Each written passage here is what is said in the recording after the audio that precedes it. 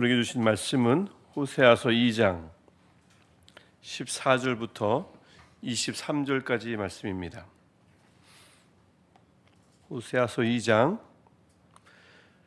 14절부터 23절까지 말씀 우리 한 절씩 교독하고 마지막 절 23절은 한 목소리로 함께 읽겠습니다. 그러므로 보라, 내가 그를 타일러 거친 들로 데리고 가서 말로 위로하고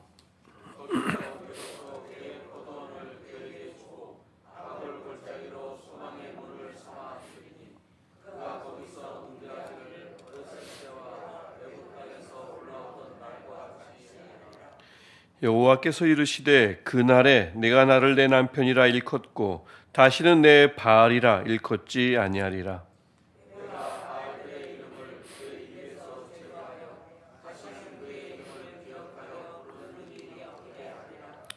그 날에는 내가 그들을 위하여 들짐승과 공중의 새와 땅의 곤충과 더불어 언약을 맺으며 또 이 땅에서 활과 칼을 꺾어 전쟁을 없이 하고 그들로 평안히 눕게 하리라.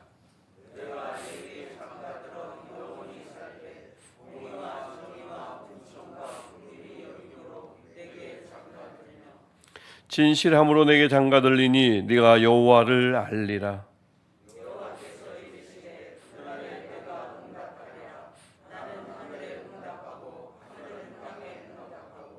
땅은 곡식과 포도주와 기름에 응답하고 또 이것들은 이스라엘에 응답하리라. 내가 나를 위하여 그를 이 땅에 심고 긍휼히 여김을 받지 못하였던 자를 긍휼히 여기며 내 백성 아니었던 자에게 향하여 이르기를 너는 내 백성이라 하리니 그들은 이르기를 주는 내 하나님이시라 하리라 하시니라. 아멘. 레위기 29장 11절 말씀을 보면 여호와의 말씀이니라 너희를 향한 나의 생각을 내가 아나니 평안이요 재앙이 아니니라. 너희에게 미래와 희망을 주는 것이니라. 아멘. 하나님의 백성을 향한 하나님의 생각은, 하나님의 뜻은 늘 이렇습니다. 재앙이 오는 것 같고 징계가 닥치는 것 같지만 그 모든 것의 궁극적인 목적은 징계 자체가 아니라, 재앙이나 멸망 자체가 아니라 회복이며 돌이키기 위한 사랑의 매임을 알 수가 있습니다.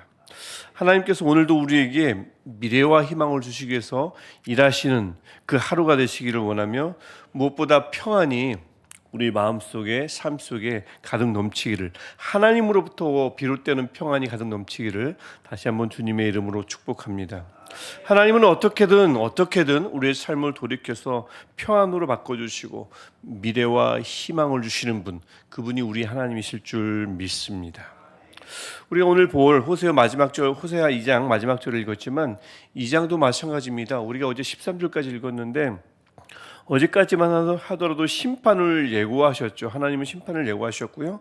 예고하신 심판은 이루어집니다. 심판은 이루어지지만 오늘 14절 이후의 말씀을 보면 심판 후에 일어날 이스라엘의 회복에 대해 말씀하시죠. 심판은 이루어졌기 때문에 북이스라엘은 아수르에 끌려갑니다. 주전 722년에 멸망을 당합니다. 하지만 하나님은 그것을 그들에게 주신 최종 심판으로 여기지 않습니다. 그들의 삶은, 그들의 운명은 아직 남아있고 그 운명은 하나님의 손에 붙들려 있는 것을 오늘 말씀을 통해서 우리가 확인할 수 있습니다. 어떻게 그 하나님의 심판을 당한 이들, 도무지 돌아오지 않던 이들을 하나님은 어떻게 회복시킬까요? 오늘 말씀이 그것을 자세히 보여주고 있습니다. 가장 먼저 다뤄야 할 것은 무엇이겠습니까? 그들의 모든 문제의 핵심이요, 근원이 무엇이었죠? 바알을 사랑하는 것이었습니다. 바알을 숭배하는 것이었습니다. 그래서 16절부터 17절을 보면 하나님께서 그들의 그 바알 숭배를 그치게 하겠다고, 완전히 제거하시겠다고 하나님께서 말씀하십니다. 바알이라는 단어조차 입에서 꺼내지 못할 정도로, 입에 올리지 못할 정도로 하나님께서 제거하실 것이라고 말씀하는 거죠. 그래서 이 번영과 풍요가 목적이다 보니까 그들이 하나님을 버린 게 아니에요. 하나님은 섬깁니다. 하지만 그 마음 한구석엔, 아니면 하나님이 차지한 구석보다 더 많은 공간을 풍요와 번영이 차지하고 있다 보니까 바알도 섬길 수밖에 없었던 거죠. 그런 그들의 마음을 고치셔가지고 그들의 중심을 오롯이 하나님께만 맞춰질 수 있도록, 고정될 수 있도록 하나님께서 일하신다는 것이 16절, 17절의 말씀입니다. 그래서 그렇게 하나님께서 그들의 마음을 하나님께만 집중하게 만드시고는 18절부터 20절을 보면 하나님이 그제서야 그들과 언약을 다시 맺어주십니다. 우리가 어제 보았던 본문을 보면 들짐승들이 그들의 것을 빼앗아가는 12절에 나오는 내용이었는데, 빼앗아가는 수단이 되었지만, 심판의 도구가 되었지만, 오늘 18절을 보면 그들과도, 들짐승들과도 언약을 맺는 것을 볼 수가 있어요. 그러니까 즉 이 사람들과의 언약을 맺을 뿐만 아니라 온 세상과의 회복을 의미하는 언약이 들짐승과의 언약을 통해서 드러난다고 볼 수 있습니다. 하나님의 그 회복 사역은 사람과의 회복일 뿐만 아니라 온 세상을 회복시키는 것도 포함된다는 것을 볼 수가 있죠. 그래서 하나님께서 이 언약을 회복시키고 백성과 관계가 회복되면 그곳에서는 18절에서 계속 이어지듯이 전쟁이 그치고 평화가 이루어집니다. 저는 이 은혜가 지금 현재 이스라엘 땅에 좀 있었으면 좋겠어요. 팔레스틴 땅에 있었으면 좋겠습니다. 결말에서 다시 한번 언급하겠지만 그렇습니다. 그래서 이 하나님께서 이 하나님의 회복 사역이 어떻게 이루어지는지를 19절과 20절을 보면 장가, 혼인 비유를 통해서 어떻게 온전한 연합이 이루어지는지를 다시 한번 보여줍니다. 내가 내게 장가 들어 영원히 살리니. 이것이 하나님께서 말씀하시는 이 회복의 약속의 말씀입니다.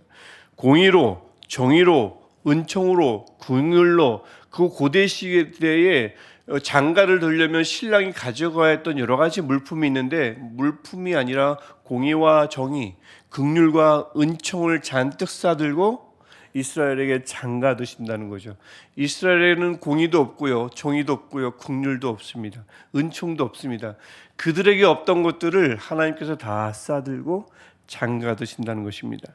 영원히 산다고 말씀하시죠.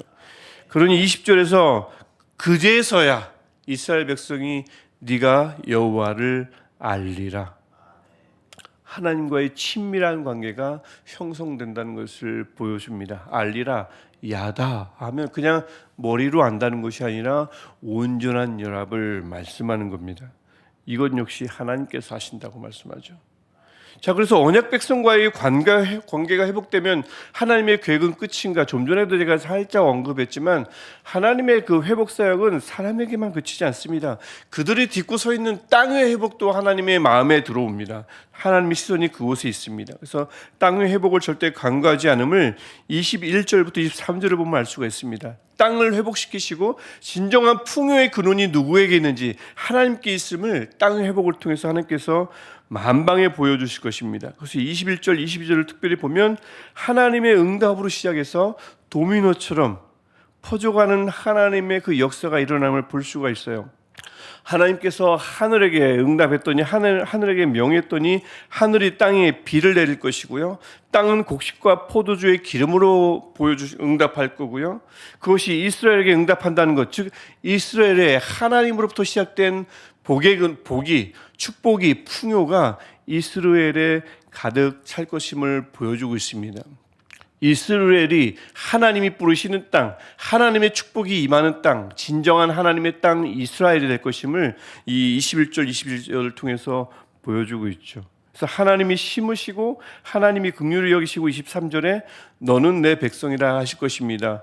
우리 화요일에 보았던 그 말씀, 이스라엘, 루하마, 암미 2장 1절에 나왔죠. 이 말씀이 이루어질 것임을, 성취될 것임을 23절이 보여주고 있습니다. 다른 사람이 아무리 심어도 될 소용이 없어요. 하나님이 심으시고 하나님이 긍휼히 여기시고 하나님이 너는 내 백성이라 라고 선언해 주실 때 우리는 정말 하나님의 백성이 되고요, 하나님의 긍휼을 얻으며 우리가 살아가는 모든 땅이 하나님이 씨앗을 심으시는 땅, 그런 땅이 될 줄 믿습니다.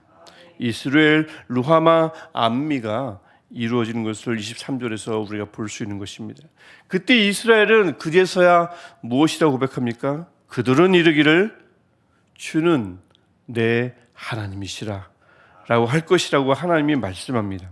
지금 이렇게 내용을 빠르게 이렇게 전개된 내용을 빠르게 언급해 봤는데 이 본문에서, 오늘 본문에서는 두 가지 아주 중요한 점이 도드라집니다. 여러분 우리가 14절 15절 읽었지만 이 모든 일이 지금 어디서 일어나신지 아십니까? 물론 이스라엘 땅이죠. 하지만 그렇게 하나님께서 말씀하시지 않습니다. 14절을 보니까 그곳은 어디냐면 그들을 어디로 데리고 가죠? 거친들 광야로 데려갑니다. 왜 그냥 이스라엘 땅에서 그냥 고쳐주시지 왜 굳이 거친들로 광야로 척박한 땅으로 데려가십니까? 땅은 어떻든 상관이 없습니다. 하나님이 계시는가 계시지 않느냐가 중요한 거지 땅은 광야냐 옥토냐 이것은 중요하지 않습니다. 그래서 하나님이 일부러 그들을 거친들로 데려가십니다. 그곳에서 하나님은 그들을 위로하십니다. 옥토가 아니어도 괜찮아요. 그곳에 하나님이 계시고 하나님이 위로하시면 그것은 하나님의 위로의 땅이 되는 것입니다. 광야와 같아도 거칠어도 척박해도 그것은 바로 하나님의 위로의 장소가 되는 줄 믿습니다. 그래서 15절을 보면 악골, 슬픔, 불행, 좌절이라는 뜻입니다.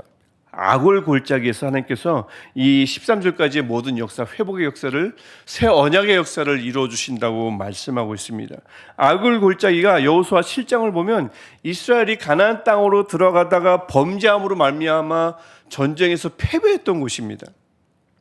하지만 하나님이 일부러 그 장소를 다시 찾으셨어요. 그래서 그곳이 무엇으로 바뀔 거라고요? 소망의 문이 될 거라고요. 과거엔 그들 그곳에서 패배했고 좌절했고 소망을 잃어버렸지만 그곳에서 하나님이 다시 역사하실 때에 악을 골짜기는 더 이상 좌절의 문, 소망이 슬픔의 장소, 불행의 장소가 아니라 소망의 문으로 바뀔 것이라고 하나님이 말씀하여 주십니다. 누구도 할 수 없는 일입니다. 광야를 어떻게 위로의 장소로요? 어떻게 악을 골짜기를 소망의 문으로 바꿔주시겠어요? 누가 바꿀 수 있겠습니까? 하나님이 그렇게 하시겠다고 말씀합니다. 두 번째 중요한 점은 뭔지 아십니까? 오늘 우리가 14절부터 23절까지 쭉 읽었지만 본문 어디에서도 이스라엘이 해야 할 일이 하나도 없습니다. 즉 이스라엘에게 명령하는 명령문이 단 하나도 없다고요. 이 어마어마한 사역을 하나님께서 그들의 우상 숭배를 끊어버리고 언약을 맺고 그들의 땅을 회복시키는데 풍요롭게 하는데 모든 것이잖아요. 사람에게 필요한 이 모든 일들에 이스라엘이 반드시 해야만 하는 일이 하나도 없음을 볼 수가 있습니다. 본문 어디에도 명령문은 없어요. 즉 이 모든 일은 하나님이 주도적으로 이루실 하나님의 회복 사역임을 오늘 본문이 보여주고 있습니다.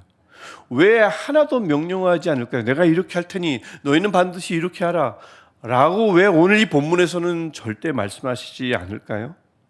왜냐하면 이스라엘은 이제는요 스스로 회복할 능력이 없습니다. 자발적으로 돌이킬 의지조차 없습니다. 능력도 없고요 의지도 없습니다. 온통 불가능 천지입니다. 하나님밖에 없죠. 이런 하나님밖에 없는 것입니다. 하나님만이 척박한 거친들에서 위로하실 수 있고요. 하나님만이 악을 골짜기를 소망의 문으로 바꾸실 수 있습니다.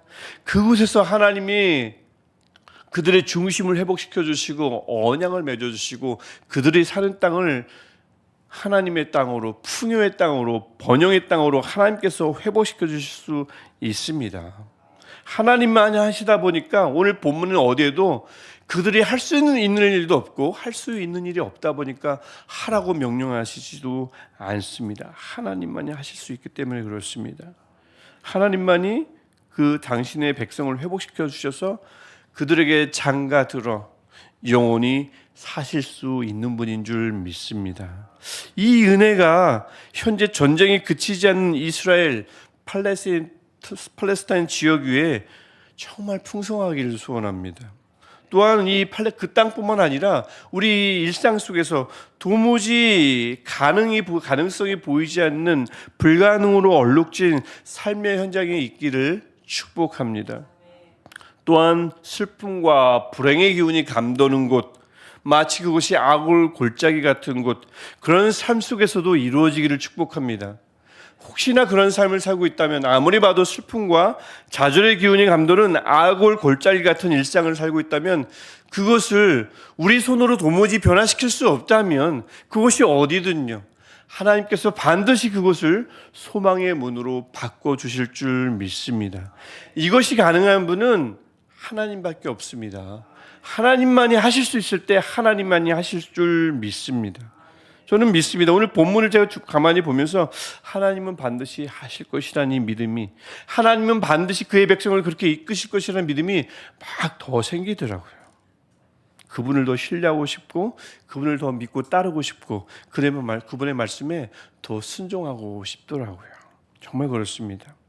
그래서 우리 이 하나님을 더 신뢰하며, 더 믿고 따르며, 내가 해볼 것, 할 도리를 다 했는데 도무지 가능해 보이지 않냐고, 아무것도 희망의 빛이 보이지 않을 때, 분명 그때 하나님만이 하실 수 있을 때 하나님은 하실 줄 믿습니다. 그 하나님의 손을 본 모든 이들이 저는 이렇게 외칠 거라 믿어요. 주는 내 하나님이시라. 이렇게 고백하는 일들이 일어날 줄 믿습니다.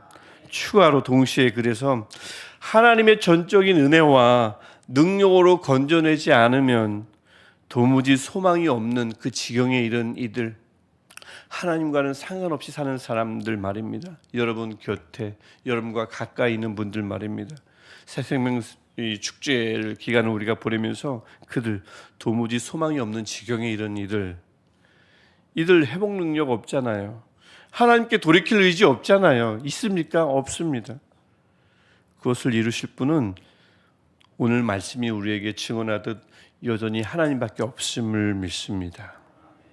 하나님께서 일하실 때, 그들을 위해서 일하실 때 아무런 가능성이 없던 이스라엘을 회복시키신 하나님께서 그들을 위해서도 일하실 때 그들도 결국에는 이렇게 외칠 줄 믿습니다. 주는 내 하나님이시라. 이 고백이 우리만의 고백이 아니라 그들의 고백이 되게끔 하나님이 역사하실 줄 믿습니다. 그분이 우리의 하나님이신 줄 믿습니다. 우리 이 마음 가지고 제가 먼저 기도하겠습니다. 하나님, 돌이킬 능력도 없고 돌이킬 의지도 없는 이스라엘을 하나님께서 강권적으로 회복시킬 것이라고 약속하셨고 회복시키셨던 그 하나님의 말씀이 오늘 우리 삶 속에서도, 우리 세상에도 충만하게 하옵소서. 하나님이 회복시켜 주시고 하나님이 중심을 잡아주시며 하나님이 언약을 새롭게 세워주셔서 그들의 삶이, 그들의 신앙이 순전하게 하시고 그들의 딛고 선 땅이 회복되게 하시사 온 인류가, 온 만물이 하나님을 향해 하나님은 우리의 아버지라, 우리의 하나님이라 고백할 수 있는 은혜가 있게 하여 주옵소서. 하나님, 우리가 기도하고 있는 잃어버린 영혼들이 있습니다. 도무지 그들에게 가망이 없어 보이고 아버지께 돌아갈 가능성이 없어 보이지만 하나님, 이럴 때에 하나님께서 역사하여 주셔서 하나님 그들의 마음도 바꿔주시고 그들과도 언약을 맺어주시며 그들이 딛고 살아가는 그 삶과 모든 삶의 터전을 하나님께서 바꿔주셔서 결국 그들로 하여금 주는 내 하나님이시라 고백하지 않을 수 없도록 하나님 강권적으로 역사하여 주옵소서. 하나님의 전적인 은혜를 그들에게 베풀어 주옵소서. 예수님의 이름으로 기도합니다. 아멘. 하늘에 계신 우리 아버지, 아버지의 이름을 거룩하게 하시며 아버지의 나라가 오게 하시며 아버지의 뜻이 하늘에서와 같이 땅에서도 이루어지게 하소서. 오늘 우리에게 일용할 양식을 주시고 우리가 우리에게 잘못한 사람을 용서하여 준 것 같이 우리 죄를 용서하여 주시고 우리를 시험에 빠지지 않게 하시고 악에서 구하소서. 나라와 권능과 영광이 영원히 아버지의 것입니다. 아멘. 주는 내 하나님이시라 하리라 하시니라. 이 말씀이 이곳 저곳에서 실현되는 오늘 하루 우리의 삶 될 수 있도록 우리 하나님께 간절히 기도하시다가 기도 제목 가지고 기도하시다가 자유롭게 집으로 돌아가시겠습니다. 하나님,